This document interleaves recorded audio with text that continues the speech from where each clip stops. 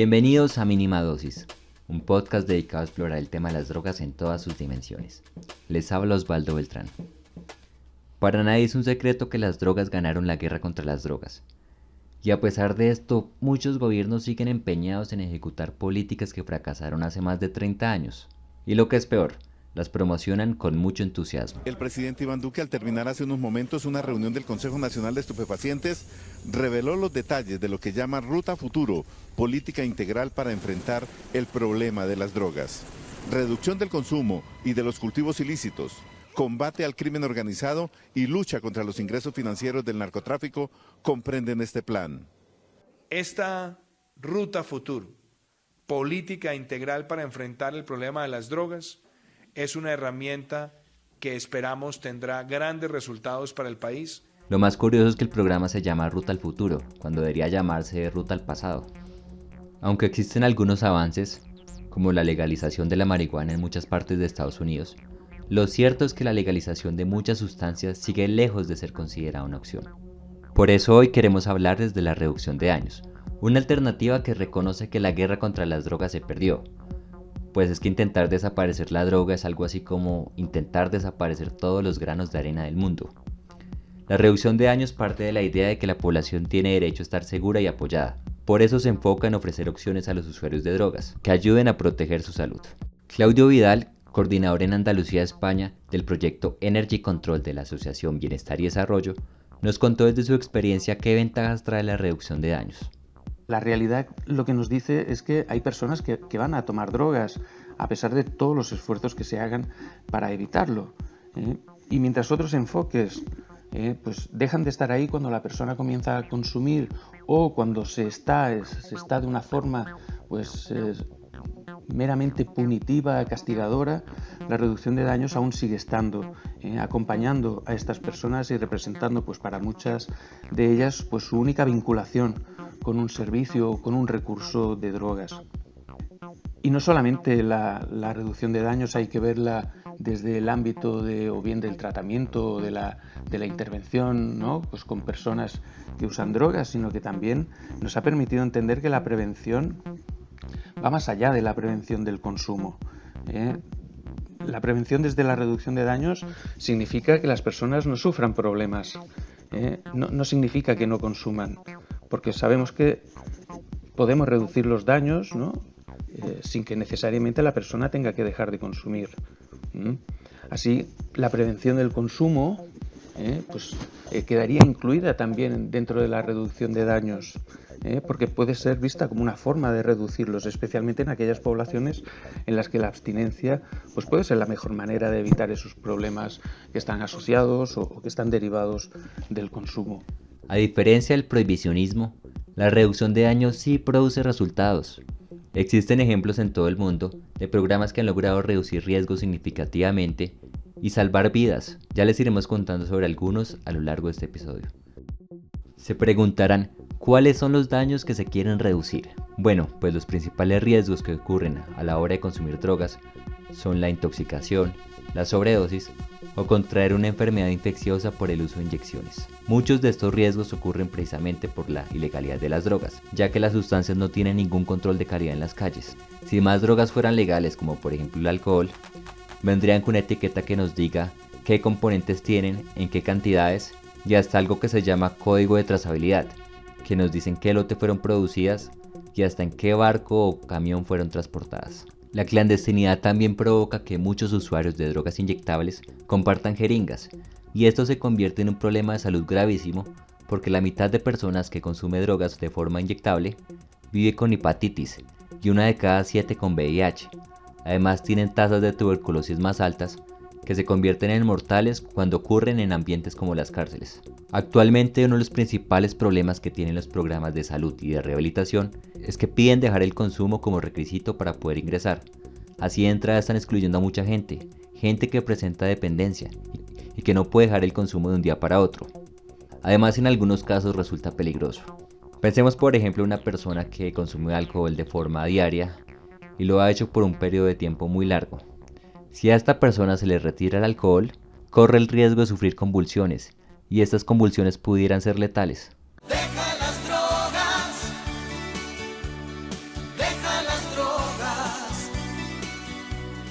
La reducción de daños reconoce que es muy común que las personas decaigan en las drogas y que eso no es necesariamente un retroceso. Por eso se enfoca en otra clase de medidas que buscan reducir el riesgo antes que imponer la abstinencia. Y aunque pueda servir para dejar el consumo de drogas, esa no es una precondición ni tampoco una única meta. Hablamos con Carolina Duque. Ella es consultora internacional en temas de drogas y tiene una amplia experiencia en países de Latinoamérica en programas de reducción de daños. Este reconocimiento de los usuarios de drogas en el marco de los programas de reducción de daños pues genera procesos de inclusión social. Es decir, las drogas como un fenómeno social que también son causa y consecuencia de la desigualdad, pues permite el hecho de poder acercarse mediante estos programas, digamos por ejemplo de intervención comunitaria, que los usuarios de drogas puedan vincularse a programas no solamente de tratamiento, sino también de inclusión laboral, de inclusión comunitaria, poder generar redes y construir redes que sabemos que son importantes para los usuarios de drogas. En Sao Paulo, Brasil, existe el programa Brazos Abiertos, que ofrece oportunidades de empleo y refugio a habitantes de la calle sin obligarlos a dejar el crack. Este ha logrado disminuir la criminalidad y el consumo en la región. Aunque no se conocía como tal, la reducción de daños surge en los años 20 en Reino Unido. Allí se descubre que hay personas con problemas de uso crónico de morfina y que quitarle la droga puede resultar peligroso para sus vidas. Así fue como se le permitió a los doctores recetar esta sustancia como última salida ante la incapacidad de cambiar el consumo. A pesar de este antecedente histórico, las ideas de reducción de daños fueron olvidadas en la década de los 70. Sin embargo, a mediados de los 80, la lucha contra el SIDA se convertiría en el principal impulsor de las políticas de reducción de daño. Resulta que en Edimburgo se descubrió que muchos consumidores de drogas inyectables eran VIH positivos. Esto preocupó al gobierno y lo hizo considerar otros enfoques. Y es que acciones simples como entregar jeringas han sido claves en la lucha contra el SIDA. Se preguntarán, ¿cómo algo tan simple como conseguir una jeringa puede resultar complicado en un ambiente de consumo? Carolina Duque nos habló al respecto. Normalmente el consumo de drogas inyectables como la heroína sucede entre pares, entre amigos. El acceso a consumos experimentales normalmente se da por alguien conocido, a menos que, como sucede por ejemplo en Colombia, que ya hay mercados establecidos como el eje cafetero, donde hay un acceso mucho más abierto al consumo de heroína, pero igual el tema de las jeringas o el material de inyección pues no es limpio y por eso se comparte en poblaciones en situación de vulnerabilidad y de abuso y dependencia. Y todo lo que decía también en el sentido del consumo es que normalmente los contextos de consumo de heroína se hace en grupo, entonces por eso se comparten las jeringas y por eso es tan importante los programas de reducción de riesgo y daño y el acceso a material higiénico de la inyección. En Malasia existía una alta tasa de transmisión de VIH. Para atacar el problema, el gobierno decidió perseguir consumidores. Los encerraba hasta por 2 años y les daba castigos severos. Muy avanzados ellos, solo les faltó quitarles las manos a ver si así dejaban de consumir. Como las tasas de VIH no reducían, el gobierno decidió cambiar de estrategia. Adoptó programas de intercambio de jeringas y otros servicios de atención voluntaria. El Banco Mundial afirmó que estos programas han evitado más de 13.000 contagios entre 2005 y 2013. Además, de acuerdo con la Agencia Nacional Antidrogas de Malasia, estos programas han evitado el retorno al consumo y resultan hasta más económicos que la detención forzosa.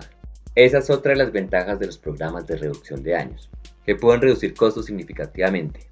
Un estudio citado por el gobierno de Australia concluye que por cada $1 invertido en programas de intercambio de jeringas, se pueden ahorrar hasta $4 en costos de salud pública.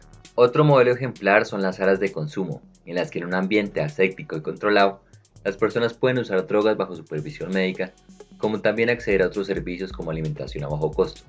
Se estima que en el mundo hay más de 100 centros que prestan este tipo de servicios. Los principales están en países como Alemania, Canadá o Suiza. Para explicarles mejor cómo funcionan este tipo de iniciativas, voy a tomar el ejemplo del proyecto Inside de Vancouver, Canadá, que viene funcionando desde 2003 y es el primer centro de consumo legal en Norteamérica. Este proyecto está enfocado en atender población marginal, muchas veces en situación de indigencia. Allí los asistentes llegan con las drogas que ellos mismos adquirieron previamente y se les prevé un kit que contiene jeringas, cucharas desinfectadas, agua y torniquetes. Luego se les hace pasar a unos cubículos donde hay personal médico capacitado para atender una sobredosis. Al finalizar la sesión, los asistentes pueden pasar a una sala llena de sofás donde pueden tomar café y jugo y además compartir con el personal médico. Si los asistentes se sienten listos y quieren participar en un programa que tenga como finalidad dejar el consumo, el proyecto cuenta con instalaciones cercanas que pueden brindar este tipo de servicios. Aparte de reducir los contagios por VIH, el proyecto ha tenido otra clase de beneficios. Ha reducido las muertes por sobredosis y las infecciones. También ha logrado mejoras en seguridad en zonas cercanas a las instalaciones. Por otro lado, existen los tratamientos de sustitución de sustancias, que se valen de medicamentos como la metadona o la buprenorfina para combatir los síndromes de abstinencia que pueden producir algunos opiáceos como la heroína. Así los usuarios logran ser funcionales y alejarse del consumo sin mayor afectación y de manera progresiva. E incluso mejoran la confianza en sí mismos, a pesar que desde 2004 la Organización Mundial de la Salud y la Oficina de las Naciones Unidas contra las Drogas y el Delito se han expresado en favor del uso de la metadona. Los tratamientos siguen siendo muy limitados en muchos países. Claudio nos contó algunas limitaciones que ocurren en España, el cual es uno de los países con mejores acciones enfocadas en la reducción de daño. Bueno, en España los programas de reducción de daños cuentan con una larga trayectoria y ello pues ha hecho también que tengamos programas de reducción de daños pues prácticamente en todo el territorio nacional. Existen programas de reducción de daños pues en prisión, en contextos marginales, tenemos programas de intercambio de jeringuillas, de dispensación de metadona, también hay salas de consumo supervisado, incluso hay un programa de dispensación de heroína en la ciudad de Granada y por supuesto también programas de reducción de daños en contextos de ocio, pues como es el programa Energy Control. Tal implantación ha hecho que no existan apenas discursos en contra de la reducción de daños y quizá la mayor dificultad a día de hoy estribe en que los programas pues sufren muchas veces de recortes presupuestarios o sufran de déficits claros de financiación que les impiden crecer y aumentar su capacidad de atender la demanda. Además, también hay que tener en cuenta que las competencias en materia de drogas en España las tienen las comunidades autónomas, es decir, a nivel regional, y ello hace que en ocasiones la provisión de servicios pues también pueda ser dispar de una comunidad a otra. El entrenamiento en reducción de daño no aplica solamente al personal médico. De hecho, desde los organismos de control se pueden lograr grandes avances. Por ejemplo, en Reino Unido los policías recibieron capacitación para dejar de usar jeringas como evidencia de delito. Además, se le permite a las personas bajo custodia policial recibir jeringas esterilizadas para inyectarse. Este tipo de medidas son importantes porque pueden ayudar a reducir la población carcelaria, ya que existen muchas personas privadas de la libertad por delitos menores de drogas. En Colombia y en Estados Unidos, se estima que son casi un 20% del total de la población carcelaria. Otra propuesta interesante puede ser que los policías que atiendan casos de drogas lleven consigo una dosis de naloxona, que es un fármaco capaz de revertir la sobredosis por heroína. Así podrían asistir efectivamente a los ciudadanos, ya que muchas veces los primeros en llegar son los policías en casos de sobredosis. La reducción de daños puede traspasar el ámbito médico y darse en un contexto recreativo, como lo hacen las iniciativas de drug checking o análisis de sustancias, que por lo general van a los festivales de música, donde por más controles que haya, las drogas siempre terminan entrando. Allí los asistentes al festival pueden acercarse a una carpa a consultar qué componentes tienen las sustancias que ellos van a consumir, y así evitarse problemas en caso de que tengan adulterantes que ellos desconocen. Iniciativas como Energy Control en España o Échele Cabeza cuando se den la cabeza en Colombia, básicamente hacen lo que el gobierno haría con cualquier producto legal, es decir, certificar su contenido. Sin duda, este tipo de estrategias resultan mucho más efectivas que poner a un policía amenazante en un concierto a vigilar que nadie consuma. Sí, sin lugar a dudas, los servicios de análisis han experimentado un auge muy importante en Europa y de hecho es la región del mundo con más servicios de este tipo, ¿no? E incluso contamos desde hace unos años con una gran red llamada TEDI, que es el Trans-European Drug Information, que aporta información al propio Observatorio Europeo para las Drogas y las Toxicomanías, el MCDDA, y aglutina toda la información generada por los diferentes servicios de análisis que existen en Europa y trata de coordinar pues también acciones conjuntas por parte de estos servicios. A lo largo de todos estos años pues se ha avanzado mucho pues para poder tener mejores técnicas de análisis, poder tener mejores protocolos de atención, tener mejores herramientas para la recolección de información sobre los mercados de drogas, etcétera, ¿no? Sin embargo, bueno, pues indudablemente aún nos queda mucho trabajo por hacer, porque hay que tener en cuenta que el ámbito de los consumos de drogas y el ámbito de los mercados asociados es un ámbito muy dinámico y muy exigente para este tipo de servicios. Pensemos en la aparición de las nuevas sustancias psicoactivas, pues que obliga a estos servicios a estar continuamente investigando y desarrollando las técnicas analíticas necesarias, pues para poder identificar estas sustancias. En cuanto a la accesibilidad de estos servicios, pues quizá es una de las grandes asignaturas pendientes. En una reciente revisión que se hizo de los programas de reducción de daños en Europa en términos de calidad percibida y accesibilidad, pues se puso de relieve cómo los servicios de análisis son percibidos como de una calidad muy elevada, pero no son fácilmente accesibles en la mayoría de los casos.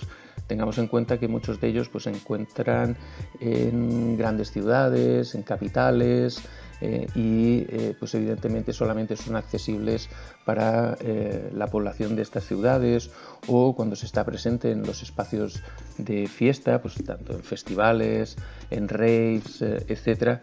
Pues claro, es tal el volumen de festivales y de fiestas que es imposible estar en todas ellas, lo cual pues en términos de accesibilidad pues eso quiere decir que se reducen las oportunidades de poder acceder a un servicio de este tipo.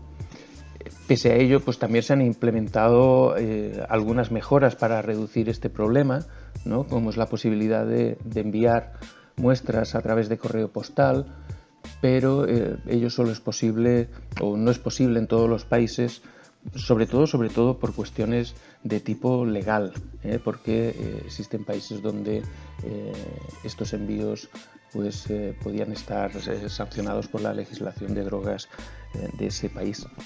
En conclusión, la reducción de daños es un enfoque fuerte y práctico en derechos humanos. Puede funcionar desde la legalidad. Ayuda a reintegrar a las personas a la sociedad, reduce costos y salva vidas. Esto fue todo por hoy. Recuerden que pueden escuchar nuestro podcast en plataformas como Spotify o Google Podcast.